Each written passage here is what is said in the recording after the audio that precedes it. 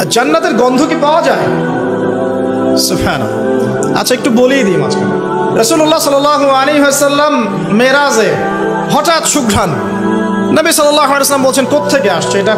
জিবরাইল আলাইহিস সালাম উত্তর দিচ্ছেন, এটা হচ্ছে ফেরাউনের মেয়ের চুল আঁচড়ে দিত একজন দাসী, যার হাত থেকে একদিন চিরুনি পড়ে গিয়েছিল। সে বলেছিল বিসমিল্লাহ বলে চিরুনি উঠিয়েছে, উঠে আবার আচরণ শুরু করেছে।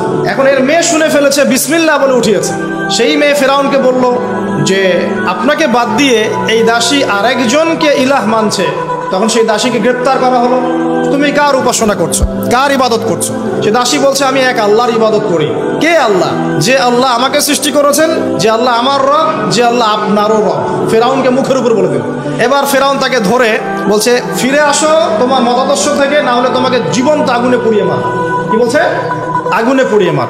তো সে ফিরে আসে না। তখন ফেরাউন দেখলো তার সন্তান সন্ততি আছে কিনা। সন্তানরা আমাদের সফট কর্নার না, সন্তানকে ডেকে আনা হয়। দুইটা বাচ্চা, দুইটা কি তিনটা বাচ্চা।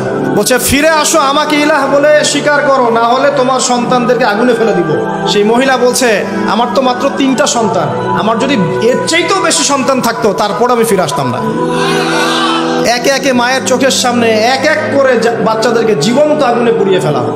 শেষমেশ সেই মেয়েটাকেও, সেই দাসীকেও জীবন্ত আগুনে পুড়িয়ে দেওয়া হলো। নবী সাল্লাল্লাহু আলাইহি সাল্লামকে জিবরাইল আলাইহিস সালাম বলছেন ওই যে ফেরাউনের দাসী, অনেকে বলেছে তার নাম আসিয়া, এই নামটা কোরআনে নাই। নবীজি পেলেন তো? অন্য কোন নবী পেয়েছেন? অন্য কোন নবীর ক্ষেত্রে এটা দলিল পাওয়া যাচ্ছে না, কিন্তু নবী সাল্লাল্লাহু আলাইহি সাল্লামের ক্ষেত্রে দলিল পাওয়া যাচ্ছে। আচ্ছা, এটা গেল নবীর কথা। এই ঘটনা ঘটেছে মূসা আলাইহিস সালামের যুগে, আর নবী সাল্লাল্লাহু আলাইহি সাল্লাম ঘ্রাণ পাচ্ছেন মেরাজে।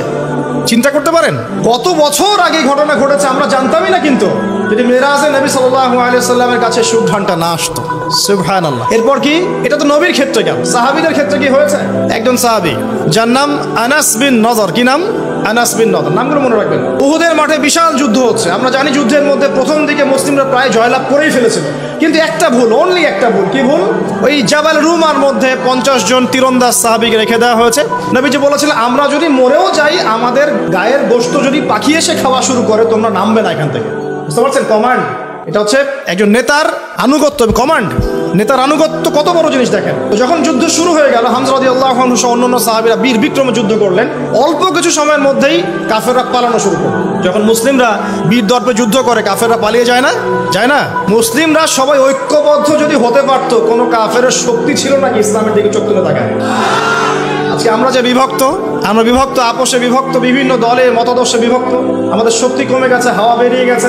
আমাদের যুবকরা এখন পর্নোগ্রাফি, এই গার্লফ্রেন্ড বয়ফ্রেন্ড কালচার, এই মাদক, এই জুয়া, এই জেনার পেছনে ছুটছে।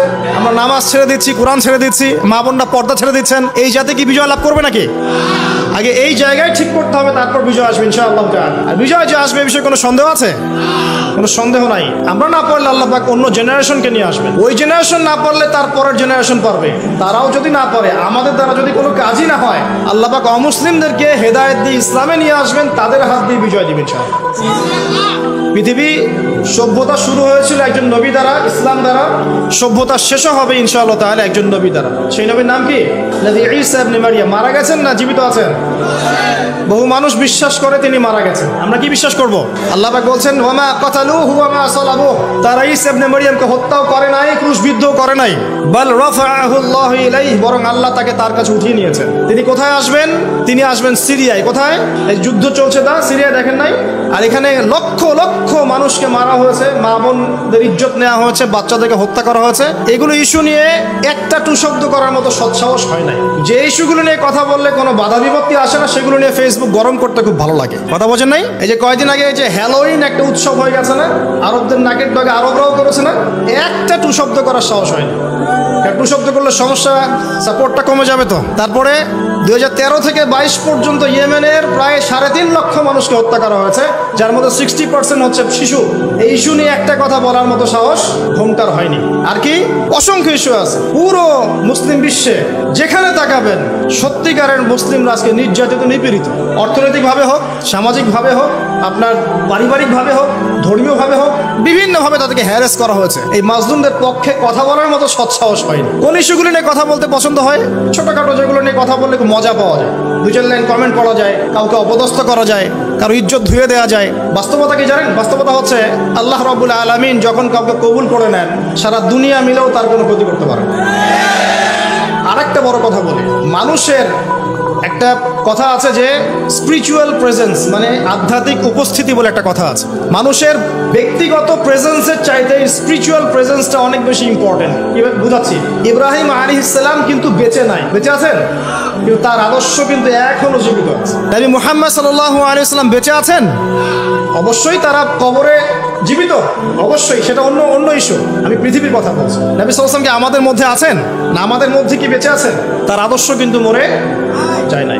এমনকি আমরা যারা এখন অনেক বড় বড় নেতার আদর্শে আমাদের জীবন করি না, তারা কিন্তু কেউ বেঁচে নাই, বেঁচে আছে, তাদের আদর্শ কিন্তু মানুষ এখনো ফলো করছে। তো এটাকে বলে স্পিরিচুয়াল প্রেজেন্স, আধ্যাত্মিক উপস্থিতি। আল্লাহ পাক যাকে কবুল করবেন, যে হকপন্থী হবে ইনশাআল্লাহ তাআলা, সে যদি ফিজিক্যালি প্রেজেন্ট নাও থাকে, তার আধ্যাত্মিক উপস্থিতি জনগণকে পথ দেখাবে ইনশাআল্লাহ।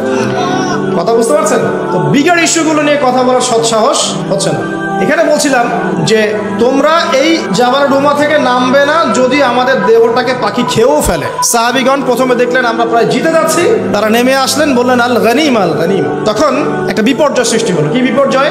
খালিদ বিন ওয়ালিদ রাদিয়াল্লাহু আনহু 50 জন ঘোর সাওয়ারকে নিয়ে পিছন থেকে এই সুযোগে আক্রমণ করলেন। পিছন থেকে আক্রমণ হলো, আর আবু সুফিয়ানের বাহিনী যারা পালিয়ে যাচ্ছিল এরা আবার ইউটার্ন করলো। এই দুই চাপে পিষ্ট হয়ে উহুদের মাঠে সাহাবায়ে কেরাম রাদিয়াল্লাহু আনহুদের মধ্যে প্রায় 70 জন বড় বড় সাহাবী শহীদ হয়ে গেলেন। কতজন?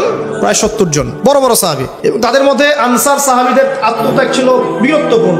এমনকি নবী সাল্লাল্লাহু আলাইহি ওয়াসাল্লামকেও সেদিন মার খেতে হয়েছে, দাঁত মোবারক শহীদ হয়ে গেছে, পায়ের মধ্যে আঘাত পেয়েছিলেন, এই ভ্রুর মধ্যে কড়া ঢুকে গিয়েছিল। তার পাশে মাত্র 9 জন সাহাবী ছিলেন যখন তাকে আক্রমণ করা হচ্ছে। একে একে সাহাবীরা শহীদ হতে লাগলেন। তালহা রাদিয়াল্লাহু আনহুর কথা বলা যায়, তিনি নবীজিকে নিজে ঘাড়ে করে নিয়ে উহুদ পাহাড়ের উপর উঠে গিয়েছেন, এত শক্তি ছিল তার গায়ে। আমরা যুব সমাজ কি শিক্ষা নেবে এখান থেকে? এভাবে মাদকের সাথে লাইফ লিড করলে তো হবে না। এভাবে যদি জেনা করলে তো আপনি ফিজিক্যালি স্ট্রং থাকতে পারবেন না, মানসিকভাবে স্ট্রং থাকতে পারবেন না। পর্নোগ্রাফিতে আসক্ত হলে তো আপনার শরীরে এনার্জি থাকবে না। জুয়া খেললে তো ওই রকম সাহাবীদের মতো আদর্শমান হওয়া যাবে না। নামাজ না পড়লে তো আপনার ভিতরে আধ্যাত্মিক শক্তি আসবে না।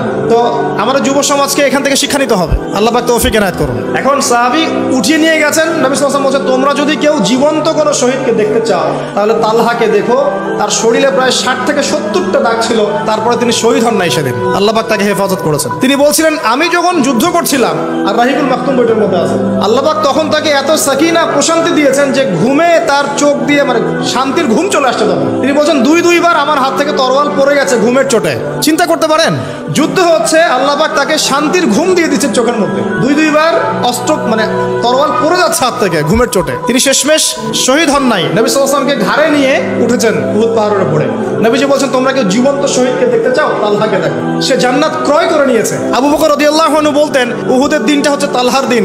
তালহা যে বীরত্ব দেখিয়েছে উহুদের দিনে, সে এই কাজ দিয়েই ইনশাআল্লাহ জান্নাত ক্রয় করে নিয়েছে। কথা বুঝতে পারছেন? প্রত্যেক সাহাবীর এফোর্ট ছিল। তো এই সময় একটা গুজব ছড়িয়ে পড়েছিল যে রাসূল সাল্লাল্লাহু আলাইহি ওয়াসাল্লামকে হত্যা করা হয়েছে, এমন একটা গুজব ছড়িয়ে দেওয়া হয়েছে মাঠের মধ্যে। এখন অনেক সাহাবী তরোয়াল নিয়ে বসে পড়েছেন যে নবী যদি বেঁচে না থাকেন তাহলে আমরা যুদ্ধ করে কি করব, এরকম চিন্তা। তখন এই আনাস বিন নাদর রাদিয়াল্লাহু আনহু তিনি ঘোড়া নিয়ে ছুটছেন। পাশে দেখা হয়েছে সাদ বিন মুয়াজ রাদিয়াল্লাহু আনহুর সাথে। কার সাথে? সাদ বিন মুয়াজ, আনসার সাহাবী, বিখ্যাত সাহাবী, যার জানাজার নামাজে নবী সাল্লাল্লাহু আলাইহি ওয়াসাল্লাম বলেছেন যে 70,000 ফেরেশতা জানাজার নামাজে উপস্থিত ছিল। কোন সাহাবী? সাদ বিন মুয়াজ। মনে রাখবেন এগুলো। আমাদের যুবকদেরকে, আমাদের আইডলদেরকে তো চিনতে হবে, আমাদের অরিজিনাল সুপার হিরোদেরকে চিনতে হবে না। আমাদের সুপার হিরো কি নেইমার, মেসি নাকি? এইসব অহেতুক কাজে সময় নষ্ট করবেন না, টোটালি ওয়েস্ট অফ টাইম। সময়ের অপচয়, জুয়া খেললে অর্থের অপচয়, আপনার যৌবনের অপচয়। সবচেয়ে বড় কথা হচ্ছে হায়াতটা নষ্ট হয়ে গেল। হায়াত নষ্ট হয়ে গেল। হ্যাঁ, খেলবেন, আমি তো খেলার পক্ষের মানুষ নাকি। খেলবেন যে খেলাতে আপনার ফিজিক্যাল উপকার আছে, ফরজ ওয়াজিব তরক হচ্ছে না। খেলতে গিয়েছেন, নামাজ মিস হলে খেলা চলবে না। ফিজিক্যাল স্ট্রাকচার ঠিক রাখার জন্য, স্ট্যামিনার বাড়ানোর জন্য, ফিজিক্যালি ফিট থাকার জন্য আপনি কায়িক খেলা কিছু খেলতে পারেন। এই খেলাগুলোর মধ্য দিয়ে আপনার ফরজ ওয়াজিবকে তরক করা যাবে। এগুলো খেলা দেখতে বসলে আমাদের কোনো উপকার আছে? ফিজিক্যাল খেলছে ওরা আর আমরা গোল গোল করে চিল্লাচ্ছি, কোনো উপকার আছে? জাস্ট একটা চোখের ক্ষুধা, কিছু না। অথচ আপনি যদি সকালবেলা উঠে 10 রাউন্ড দিতেন পদ্মার পরে, উপকার ছিল। আধা ঘন্টা আপনারা যদি ফুটবল খেলতেন, একটা আয়াত থেকে কথা বলা শুরু করি, সূরা হুজুরাত পড়বেন, সূরা হুজুরাত। এই সূরার প্রথম 4টা আয়াত পড়লে বুঝতে পারবেন আল্লাহ রাব্বুল আলামিন সাহাবীদেরকে শিক্ষা দিচ্ছেন। কাদেরকে? নবীর সাহাবীদেরকে শিক্ষা দিচ্ছেন যে যখন রাসূল সাল্লাল্লাহু আলাইহি ওয়াসাল্লাম কথা বলবেন, তোমরা তার কণ্ঠস্বরের উপরে তোমাদের কণ্ঠস্বর নিয়ে যাবে না। যদি রাসূলের কণ্ঠস্বরের উপরে তোমাদের গলার ভয়েস চলে যায়, তোমাদের আমল ধ্বংস হয়ে যাবে, তোমরা টেরই পাবে না। এখন রাসূলের কথাগুলো কারা বলেন? আলেম ওলামারা, দিনের দায়ীরা, মুআল্লিম মুবাল্লিগরা। যে মজলিসে কোরআন এবং সুন্নাহর কথা হবে, আল্লাহ এবং তার রাসূলের কথা হবে, সেখানে উচ্চস্বরে কথাবার্তা বলা যাবে না। এটা আমার মত, সরাসরি কোরআনে নাই, কিন্তু আমার মত এটা। উচ্চস্বরে অপ্রয়োজনীয় কোনো কথা চিৎকার চেঁচামেচি করা যাবে না। আমরা এখানে ইতমিনানের সাথে বসবো, হয়তো 1টা ঘন্টা আলোচনা হবে। এই 1টা ঘন্টা আমরা আপোষে কোনো কথাবার্তা বলবো না ইনশাআল্লাহ। মোবাইল ফোনে এত ব্যস্ত হওয়ার কোনো প্রয়োজন নাই। রেকর্ড হচ্ছে, আমাদের অফিসিয়াল মিডিয়া আছে ইনশাআল্লাহ, সময় মতো ইউটিউবে পেয়ে যাবেন ইনশাআল্লাহ। টেনশনে কিচ্ছু নাই, তখন ডাউনলোড করতে পারবেন, শেয়ারও করতে পারবেন।